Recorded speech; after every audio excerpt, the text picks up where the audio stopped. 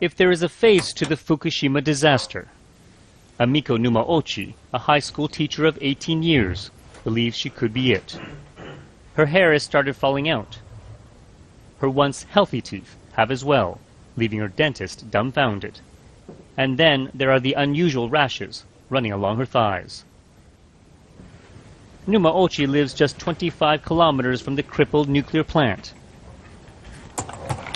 For the past year, she's blogged about her failing health and how she thinks the radiation and the radiation-tainted food the government says is safe to eat is slowly killing her. If you keep doing what the government says is all right, this is what happens. I have made myself a test subject to uncover the government's lies.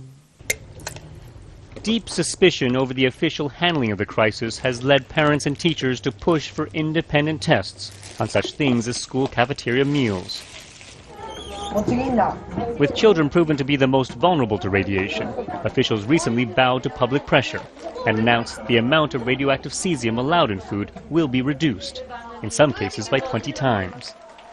Still, authorities insist the original levels set were safe and that Fukushima's residents are under no threat. Most of the death was caused by tsunami. And I have not heard any single case of death because of the nuclear radiation.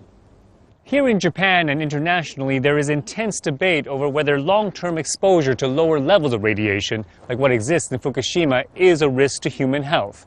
There's little science on the matter, and much is unknown.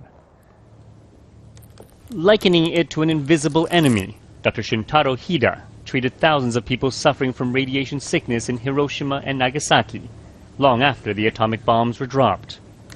With Fukushima, he fears the pages of history will be filled with more victims. There's no doubt a lot of people are already being affected by internal radiation. To say they aren't is wishful thinking on the government's part. They are dismissing the dangers, and they are wrong. Numaochi now spends part of her days caring for dogs left behind by people who fled after the nuclear meltdown. She's vowing to stay on near the plant in hopes her example will convince the government to embrace the concerns of those she says it has abandoned. Steve Chow, Al Jazeera, Minami Soma, Japan.